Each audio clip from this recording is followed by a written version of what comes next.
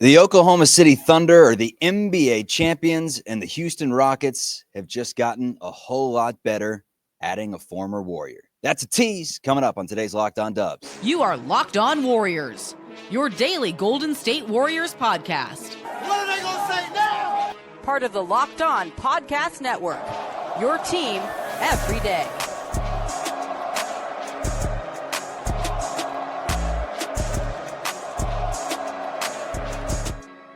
What is the good word, everyone? Welcome to Locked On Warriors. We're part of the Locked On Podcast Network, your team every day. We're free and available on YouTube. You can check out this show wherever you get your audio podcasts. And the best way to support the program is to hit that thumbs up, hit that subscribe, share it with a friend, and tell a friend to tell a friend.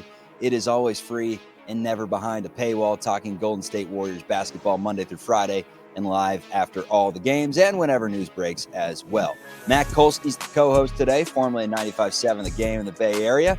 That's the flagship station of the Golden State Warriors. Work for KNBR as well. My name's Charlie Walter. I joined Kolsky at 95.7 The Game and also had a stint in television for CBS News Bay Area. Call letters out there in San Francisco are KPIX. Today, the menu is pretty simple.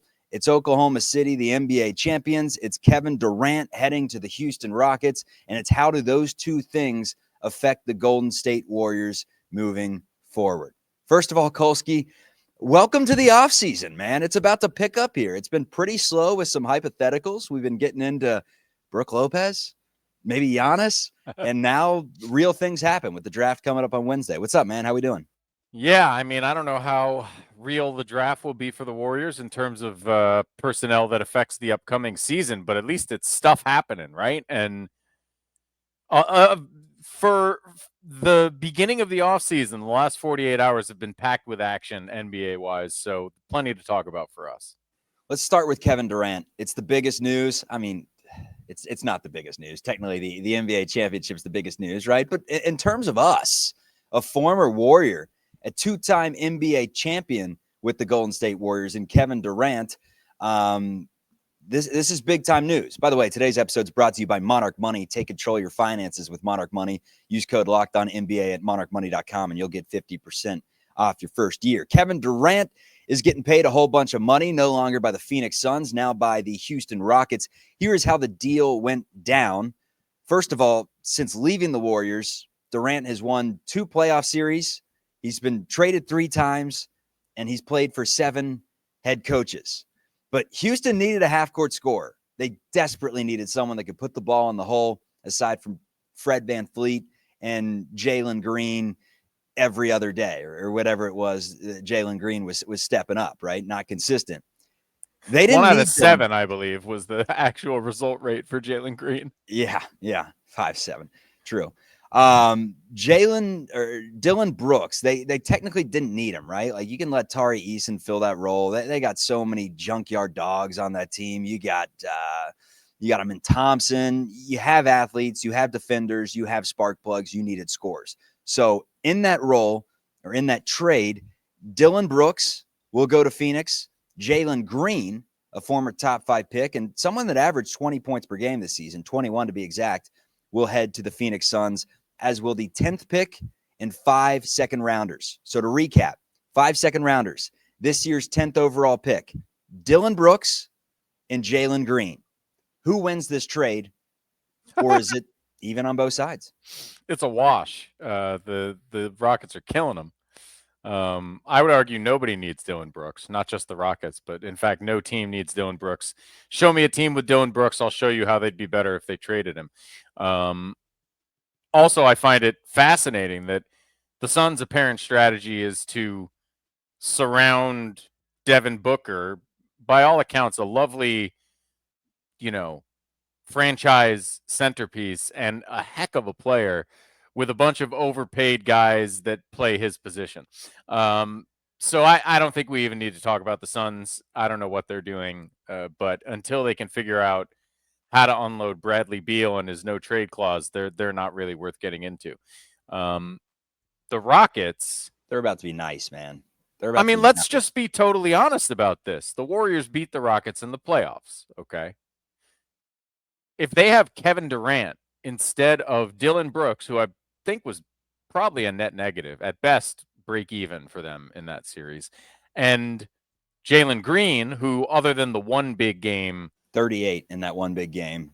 yeah, but he was terrible otherwise. Yeah. Other than that, I He think had he 8, averaged he had single 11. digits. Yep. So, one great game versus what Kevin Durant can do. And think of how many times in that series the Warriors won a game or made a run because they put the clamps on Houston and nobody on the Rockets could get off a good shot. Well, that's not the case anymore because whatever you think about Kevin Durant, whatever you want to say about the trades and the lack of playoff series victories, he has never stopped being one of the absolute elite half-court scorers of all time, period, full stop. So it's exactly what they needed. And they get to keep most of the assets they have, including Phoenix's future picks, which, I would take Phoenix probably over Utah right now, maybe over Portland, but nobody else in the West. Washington. So Okay, never mind. in the West. New Orleans, they're in that boat with New Orleans and Portland to me right now. And that means their draft pick is going to be a good one next year when Houston might like a little more young talent. They kept Jabari Smith in the deal, which to me is huge. And if I was Phoenix, I would have been demanding that guy. Forget Jalen. I mean, you need to use Green to make the money work, but Şengün should have been the centerpiece, not Jalen Green. No, there was no chance of that. There's no chance of that. Şengün, sorry. I love Kevin Durant, and I just told you why this is a great deal for the Rockets, but Şengün is just more valuable as an asset right now. Especially with the contract situation. Exactly. A lot of money, uncertainty the youth, with age. So many things about it, right? But what the Rockets did here is give up very little that matters to them right now in exchange for someone that can make a huge difference for them right now. And where last year, I think everybody believed going into the playoffs, and it kind of turned out when we got there that, look, the Rockets are an exciting young team with a ton of talent, but they're not really playoff ready as a number 2 seed yet. I think with Kevin Durant, you're actually even less worried about the seeding, and you feel much better about what you're able to do once you get to the playoffs. So I think it's an absolute home run for the Rockets and, frankly, bad news for the Warriors because as it stands today, I'm not sure I picked them to beat the Rockets. Obviously, we got to see it. Obviously, there's a long offseason that still has to play out. We don't know what's going on with Kuminga, but as it stands today, I just watched these two teams play. They were pretty close, and one of them just got a lot better. So that's tough. It continues to set the bar incredibly high for the Golden State Warriors. Going to tie a ribbon on the Kevin Durant to Golden State Warriors talks. It's probably over at this point. Good night. I think it's safe to say that one's not going to happen. This reunion that for some reason, in the back of my head, I thought, there's a chance that Kevin Durant could return to the Warriors. And a few months ago, it looked likely at a certain point, and Durant said no, and he is heading back to Houston. Remember, he played his collegiate basketball for the Texas Longhorns, so a little Lone Star State reunion. We'll talk some more Durant, how this affects the Warriors, and Oklahoma City, the champs. Do we put an asterisk next to that championship? Probably not, realistically, but they had some things go their way. We're going to talk about that coming up on Locked On Warriors. Destroy Jimmy and Domino's. I know Jimmy drinks great wine. OLIPOP is a new kind of soda. It's made for people who love the classic taste of soda, but want something that supports their health. It's got just 2 to 5 grams of sugar and 9 grams of prebiotic fiber in every can. That's why OLIPOP is reimagining soda in a way that's better for your gut.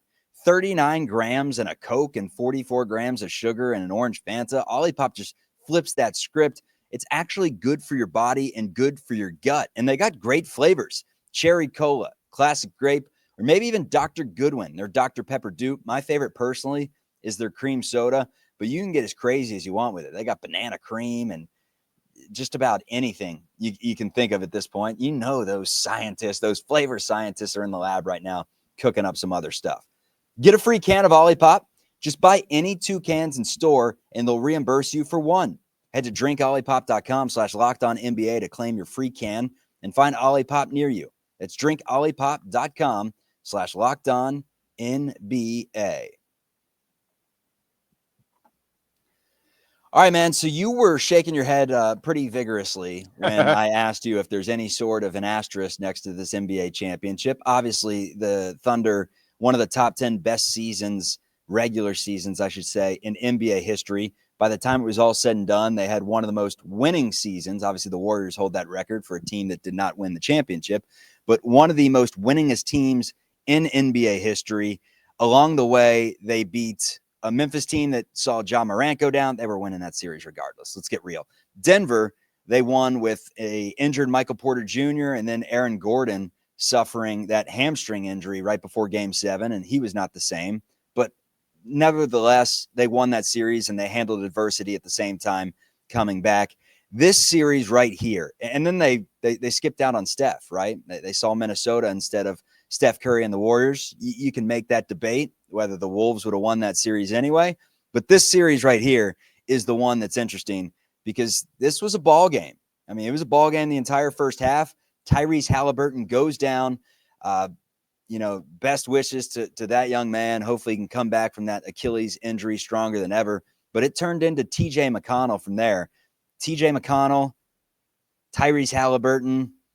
I mean, good for the Thunder. They got the job done and won it all, but they definitely had a few things break their way in the process. Nonetheless, a really good team winning their first ever NBA championship. Generally, I reject the idea of asterisks on championships. If I was ever going to consider it, it would be for something like the bubble, much more so than injuries. Injuries happen. Also, like, Tyrese Halliburton's great, and there is no question that Indiana's offense in the second half suffered desperately for his absence. But the Thunder defense has also been one of the best of all time and has put the clamps on him more than once in this series. So it's not as though, like, I look at Toronto, and I'm not putting an asterisk on that championship, but I will say out loud, if Kevin Durant and Klay Thompson are healthy, the Warriors beat the stuffing out of the Raptors.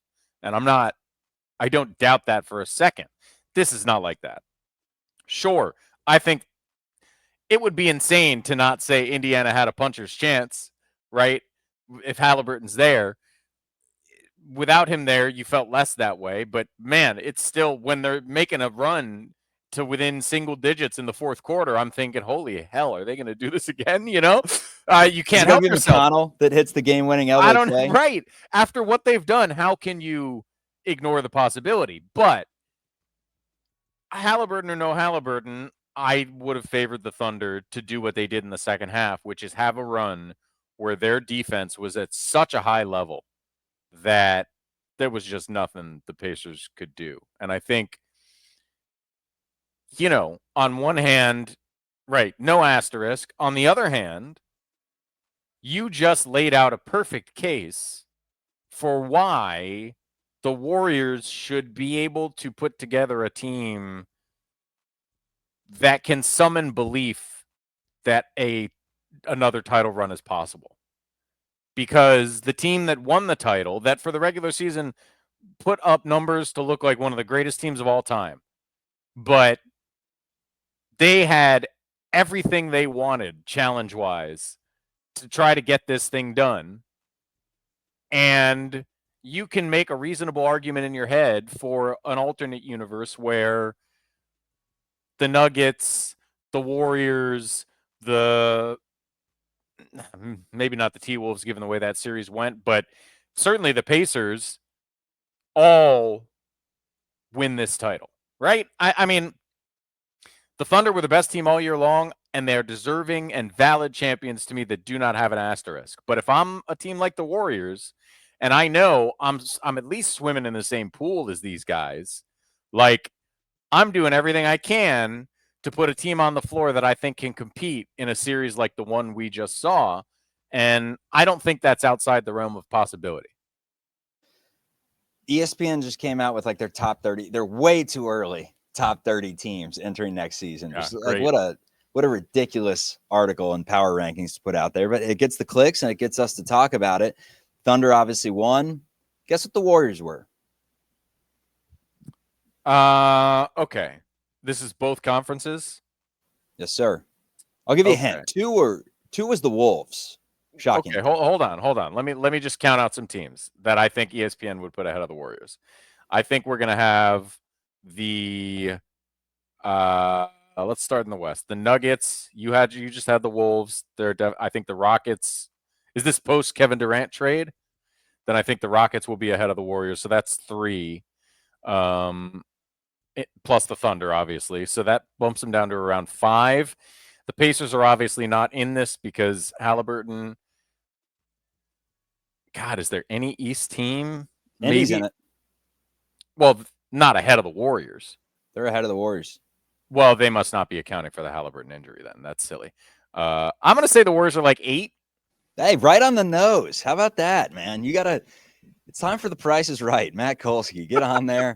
You got maybe a lottery ticket today. That's good stuff. That's weird. Like Indy clearly without Tyrese Halliburton doesn't belong above the Warriors. So let's call it 7. Who are the 6 teams? We got Denver, OKC, Minnesota, Houston, Cleveland, of course, Cleveland, Indy, New York. Indy, and they did put the Knicks ahead of them. They got Lakers, Clippers 9-10, Pistons 11, Celtics 12, Magic 13, Mavericks 14, Grizzlies 15. Right. Okay. Now, so here's the thing. I don't know how much that's factoring in Cooper Flagg and whatever he's going to be for the Mavericks, although I guess they're entering the season without Kyrie too, so they've got issues. But I don't know how much that's factoring in anything that the Spurs might do this offseason, whether it's drafting Dylan Harper and putting him with Wemby and Fox, or whether that's some kind of trade. We can assume it's factoring in the Kevin Durant thing, but that's obviously like, it's great to have those rankings, and I would not be insulted if I'm the Warriors at number 8, but like, how many moves do Luka, LeBron, and the Lakers have to make? Like, what kind of move would change that and flip where the Warriors and Lakers are right now? Same thing for the Clippers and the Warriors. Like, yeah, there's question marks there. You know, is James Harden going to be back? At what price? What do they do around those 2 guys at the center of the roster? Same thing with the Lakers. Like, is Austin Reeves the number 3, or is he someone you're using to add another higher level player to this team right now? There's so much to be decided that I almost think from certainly number 3, if not, no, I'm assuming they have Thunder, Rockets 1, 2. Is that not what you said? Timberwolves are 2. So are Rockets 3? It's Thunder, Wolves, Nuggets, Cavs, then Rockets. Okay. So if we're just thinking about the West, I don't know that the Nuggets have a clear edge on the Warriors, just based on, you know, they're also going to be a year older. I'm not sure that Michael Porter Jr. is going to still be there. You know, what is Jamal Murray really? Is he finally going to put together a complete season? New coach, all that stuff. I'm not saying the Warriors are better than the Nuggets, but I just think there's this big like pot of pretty darn good basketball teams with elite players at the top and some question marks elsewhere on the roster. And to me, this is a GM's offseason, man. Yeah, there's a lot of space to win this thing on the margins, at least underneath the Thunder. And you know, depending on what you think of the Durant move, maybe the Rockets have elevated themselves out of that group. But certainly, if we put the Rockets in the group, I would say it's Rockets, Warriors, Nuggets, Wolves, maybe Spurs, depending on what they decide to do. If they stay totally young and just draft Dylan Harper and try to develop, maybe they're not quite in that group, but man, they're coming. And Wemby is, but everybody should be afraid. If Dylan Harper can help right away, like maybe he's a sort of overlapping with Fox, but you know, they got Stephon Castle coming up. Don't sleep on him. Dude, that team, people don't sleep on the Spurs at all. I think they might even be in that. I'm talking myself into it right now, right? They were like 17th on that list, by the way. Yeah, and maybe the Grizzlies are not in that group right now, but they also have a lot of assets after that Desmond Bane trade, so who knows what that will look like. Like, I foresee, once again, from where I sit today, and obviously this can change a lot, as we're saying, I foresee, once again, spots 2 through 11 being disturbingly close in the Western Conference, and that generally means it's marginal moves that can win the day. Like, it's marginal stuff that got Houston the number 2 seed and the Warriors the number 7 going into the playoffs this year. You know, one weird loss or win each way changes the entire structure of the Western Conference playoffs. So it's just, it doesn't look to be any different heading into next year. And even though the Thunder have stood above that, and based on, dude, it's nuts. Everyone's under contract. They have more draft assets than anyone in the league. All of their players, with the possible exception of Alex Caruso, are ascending. It's scary. But the Pacers were right there. You know, there's no reason not to believe you can get it done, especially, and here's where I get really encouraged. All right, this is my galaxy brain stuff watching this finals. What are the things, obviously pace is one of the things, but what are the things generally that made the Pacers compete better than any of us thought they would? A lot of it, to me, is depth, right? Just it's depth, but it's not depth of like names people cared about before 6 weeks ago. No. It's Obi Toppin. It's finding guys who fit and finding guys that are ready to give it all and sacrifice. And it's having a very distinct style built around a singular player. Like, all of these things describe the Warriors. It's playing really good defense when it matters. It's moving the ball really well. And it's getting some outsized performances from guys that, again, nobody around the country really cared about 6 or 8 weeks ago. And for the Warriors, it remains to be seen who those guys are.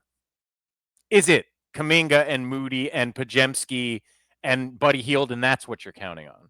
Or are there moves that get made and it's a different collection of veterans or whoever?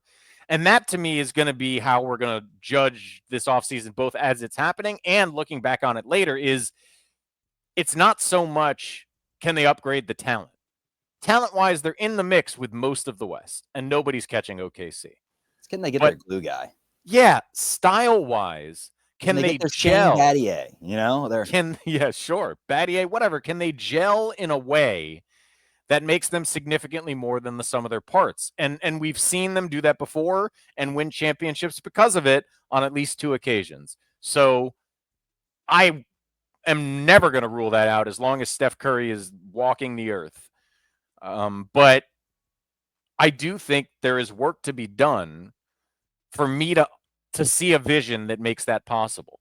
And whether that work is just changing approach and giving more rope to guys like Kuminga and Moody, I don't know. Whether it's turning them into something, whether it's waiting until the December, January time to turn them into something, I don't know. But I do not think that's where the Warriors are today.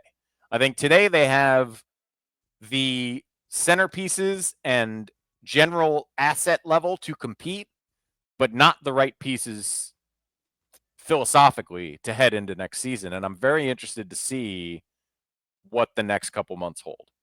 The good news is NBA draft on Wednesday. Not likely that you find someone that's going to step in right away on the 25th of June at the 41st pick and be someone that, you know, from day one is a stud. But hey, we said it on the last show.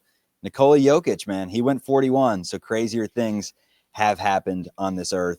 And there are some good players in this draft. I mean, someone like Janai Broom, who is just a stud in college, could potentially be there at 41. We'll see if he translates to the NBA. We'll see if the Warriors are interested in him. Well, I will say on that topic, Chuck, like, this is important. The way the draft has gone over the last decade benefits the Warriors in this situation, because while, yes, the prospects with the highest ceilings, the guys everyone's excited about, are going to go early and more generally in the first round, the way that age has turned into a negative for guys and college experience is maybe not valued the way it once was, means that although there are players with a probably lower ceiling and lesser future available at that point, there may very well be someone who can step in and provide something distinct and valuable for the Warriors. So that will be interesting to watch.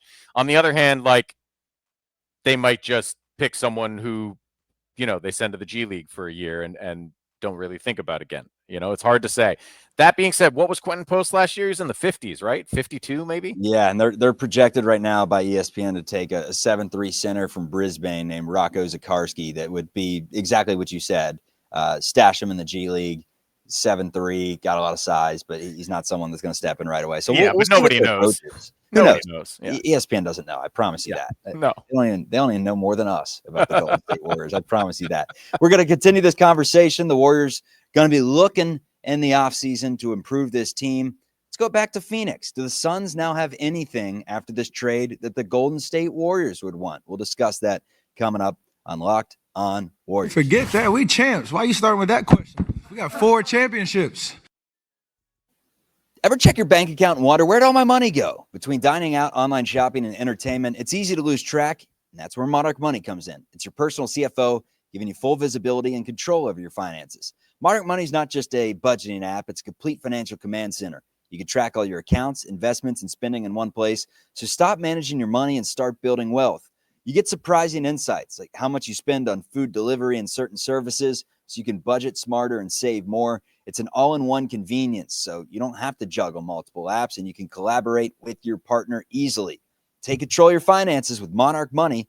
Use code LOCKEDONNBA at monarchmoney.com for 50% off your first year. That's monarchmoney.com, code LOCKEDONNBA for half off your first year. Phoenix all of a sudden is pretty fascinating, Kolsky. Pretty interesting team to reach out to. And the crazy thing is, I really like Bradley Beal as a player. Don't love him, but I really like him as a player. I mean, he can put the ball in the basket. He's been a really serviceable, beyond serviceable, an all-NBA guy back in the day, averaged 30 points per game at one point, granted with the Wizards, but you don't score 30 on accident. I like Beal. I just hate his contract, and every team in the NBA hates his contract. It's untouchable.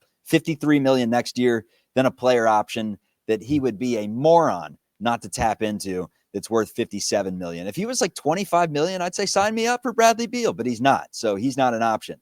Jalen Green's 23, averaged 21, 4.5 rebounds, and 3.5 assists. I would think that he is a part of that team moving forward. And then Devin Booker, you would have to believe, is the centerpiece. He's also someone that I do believe Steve Kerr would love to have in the Bay Area. I think there was kind of a connection between those two in the Olympics, and Booker just seems like a Warriors guy, a culture guy.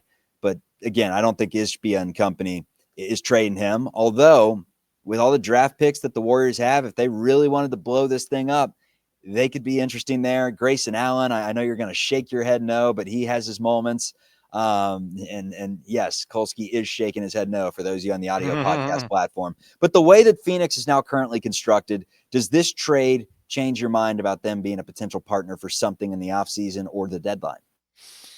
Not really. Every single person you just discussed, with one exception, is a total loser that I wouldn't want on my team. And I say that with the utmost respect. That's a little harsh for Jalen Green, who's a young guy, and I'll give him a little rope. Bradley Beal doesn't want to play winning basketball. He has zero interest in anything other than lacing up his shoes and cashing his checks. I have no interest in a player like that. If you're going to tell me that Steve Kerr is willing to accept the flaws of Grayson Allen more than the flaws of Jonathan Kuminga, I'm going to tell you that is a person that doesn't deserve to be coaching in the NBA. And I don't believe that's the case. I can't imagine that the Warriors would accept the flaws in the same way that I can't imagine they would trade for Dylan Brooks. Only reason I brought up and if they did, I'd be deeply troubled. Yeah, only reason I brought up that name, Dunleavy Duke guy, Allen Duke guy. I mean, when it's a Duke guy, you always got to wonder about the brotherhood. But man, that guy is such a piece of garbage. And like, there are very few guys in the NBA that I would say that about. Like, even Beal, I kind of respect it, man. If your priorities are like having cash and living comfortably, and you did it, do you? Yeah, right. But I don't want that guy on my team, especially not for $53 million. Has he ever had a chance, though, to really be on a contender? I mean, it was him and Wall early that kind of had, a future, but they never put it together with injuries and stuff. But has he ever been in I'm not saying ball? I'm not saying Bradley Beal refuses to play winning ball or is necessarily incapable. I'm saying it does not seem to be a priority for him. No, and the money makes it impossible, right? Yes, Unless and that were to change. And if I'm the Warriors, I'm trying to add guys that are desperate to win right now.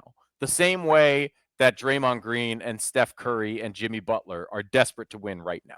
Okay. And again, I feel more comfortable trying to get that out of Jonathan Kuminga than any of the names you just described, with the obvious exception of Devin Booker.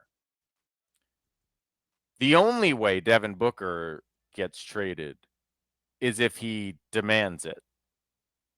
And even then, I think the only way he gets to the Warriors is if he specifically demands to be traded to the Warriors. Now,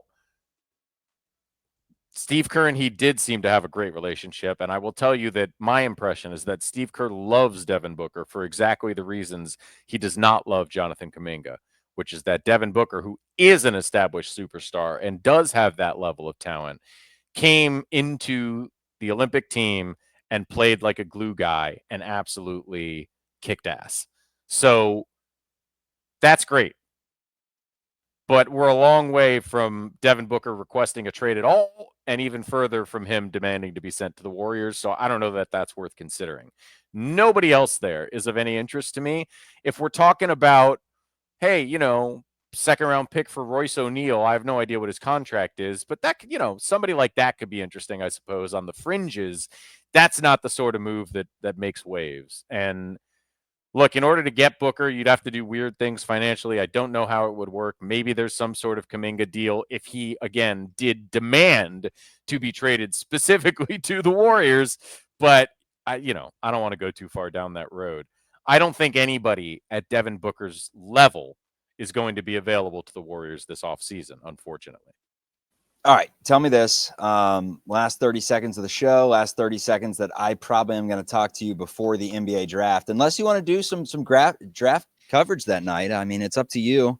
I'd rather go post draft because, to be honest, like I've done a little bit of work on the top 20 or whatever, but I don't really know these guys. And you know these guys about as much as Mel Kiper knows these guys. Wrong sport, right? Exactly. Yeah. So I have less to offer before the draft, more to offer after we see what people do.